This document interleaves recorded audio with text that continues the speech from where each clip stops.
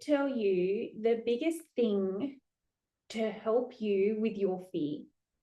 Okay, I have been living in fear of growing too big, of staying too small, of all the things. Okay, if there is a fear around running a successful, intuitive business, I have had it. I can tell you that now. I can absolutely promise you that now.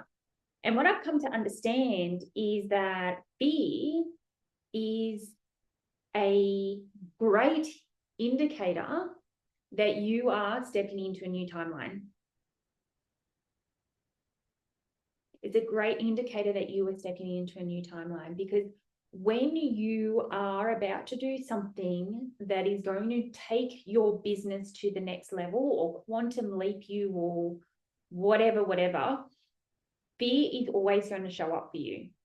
It always shows up for me, okay? Just before I'm about to do something incredibly, ridiculously upgradey energy, I am in total fear. And I used to let that fear stop me. I used to let that fear hinder me. And now I let that fear fuel me, because I know what it actually means.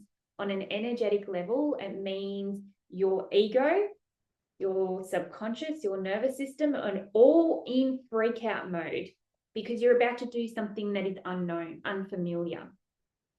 Okay. This day and age, there's a large chance that you're not going to die from doing something scary. Okay. Especially when it comes to running an online business. Okay. Maybe jumping out of an airplane. We're not talking about that kind of fear. We're talking about the fear of showing up, the fear of being ridiculed, the fear of being laughed at, the fear of, you know, what are people going to think of you? That kind of fear. All right. I have come to the conclusion that fear is fuel, not something to run from. Okay. It's something to actually step into. Every time I get that fear factor, I actually am more likely to do the thing now.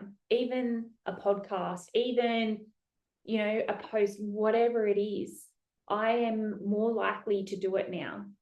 And that is going to be the thing that is going to drive your business to the new level. Doing the thing that you're scared of.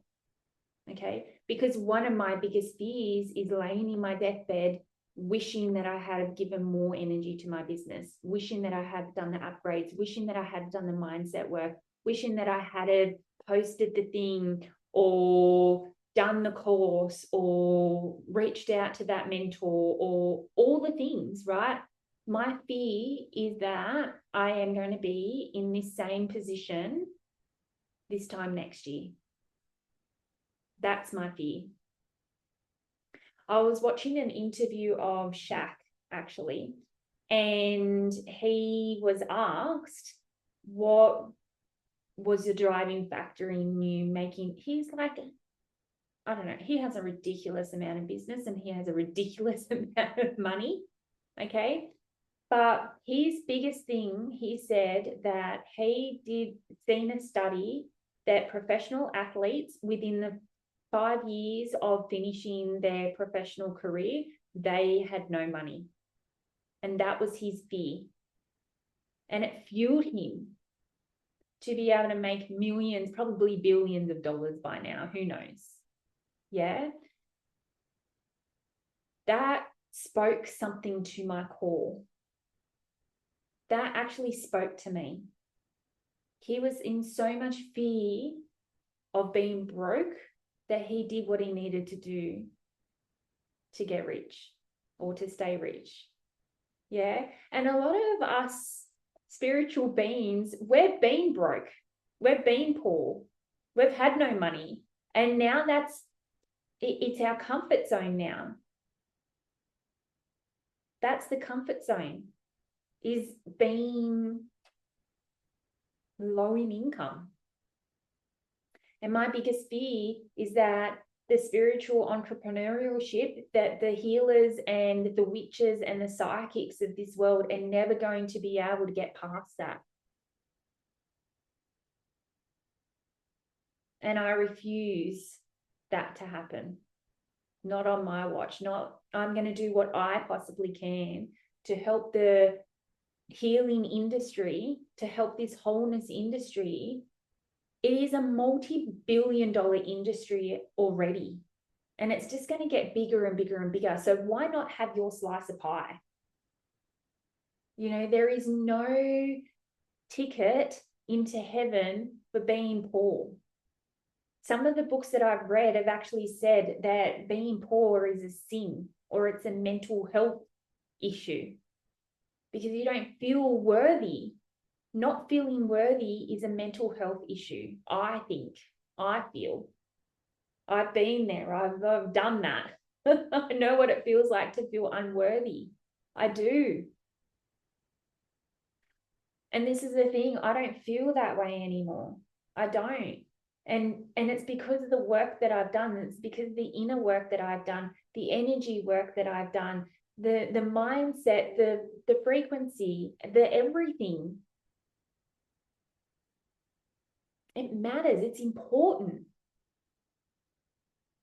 Because I refuse to let my fear hinder me from showing up anymore. And it's 11:11. Like, if that's not a sign from the great beyond, I don't know what is.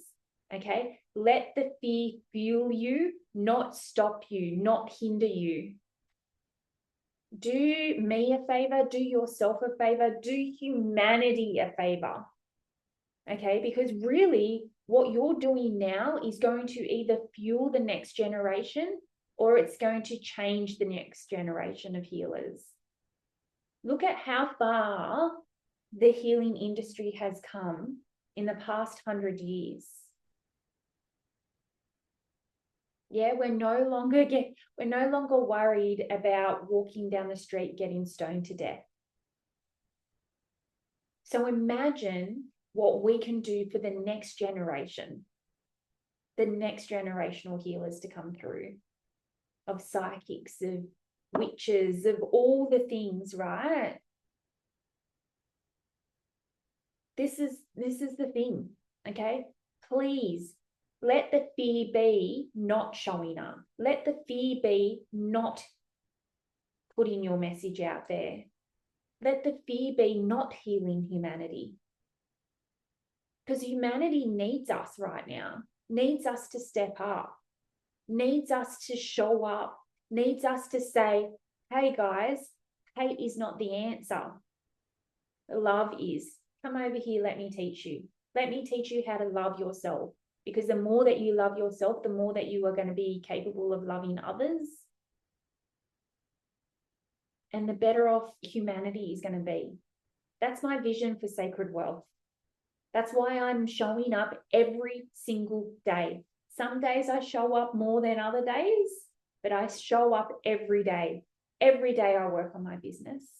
I don't have those excuses that I used to have. One is because I've manifested my pain to fuck off.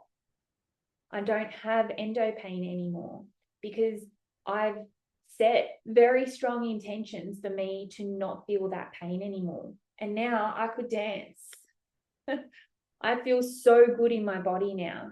Okay, so I've managed to be able to heal myself of that pain now. I still experience it every now and again, but it doesn't floor me like it used to. It doesn't radiate through my whole body like it used to. And I know I'm just going to get better and better and better and better and better. And this is what my vision is. My vision is for conscious wealth. Not wealth consciousness. There's a complete difference. Okay? Wealth consciousness is how you think and feel and act towards money. Wealth consciousness is thinking, acting, feeling into abundance rather than scarcity.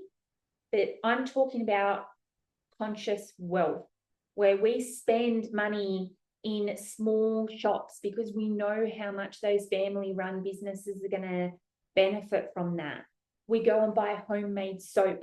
We go and buy homemade candles instead of these mass-produced things. Yeah, we're more likely to buy fruit and veggies from the fruit and veggie shop than from Coles or Woolies. because we know that they're small family-run businesses, and every dollar there, they are grateful for. And it means their kids can go to good schools and have good clothes. Yeah, that's what sacred wealth is. It's not necessarily having $1 million in your bank account, although if that's what you want, freaking go for it. Love that for you. Whether I get there or not, I don't know. And at this moment, I don't actually really care. That feels so good to say out loud, because this industry that I am in, this wealth and business industry that I am in online, if people hear that, they're like, oh my God, what do you mean? What do you mean? You don't want $1 million months? How can you be a wealth coach if you don't want $1 million months? It's not that I will say no to $1 million months. It's that's not what I'm aiming for. I'm aiming for you to feel good about your wealth. My aim is for you to be able to wake up and feel excited for the day, knowing that you have an abundance of clients, not $1 million status. Yeah, some of my clients are happy and are aiming for $20,000 months. Some of my clients are aiming for $100,000 months, but they are all supported in their idea of success. You don't have to want $1 million a month to be in the successful category. You can aim for whatever you want your business to look like. This is going a way different way than what I imagined. I wanted to come here and talk about fear, and now I'm here talking about what sacred wealth is. Sacred wealth is your identity of wealth. Sacred wealth is what you want your life to look like. But don't let fear get in the way of that. Some people only want $20,000 months because they only want $20,000 months. It's not because they're scared of the $1 million months. It's not that at all. It's not that they don't think they're capable of the $1 million month. It's that they actually don't want it. Simplicity. Them wanting $20,000 months is big for them. That's not playing small. And this industry is like, well, if you only want $20,000 months, then you must be playing small. No. Playing small means you're hiding, not that you want less than others. So if you're hiding, that's a fear thing. And that's the kind of stuff that I wanted to talk to you about in this podcast. Got a little sidetracked. ADHD. I haven't been diagnosed with that, but I'm 99% sure that I have it. Okay.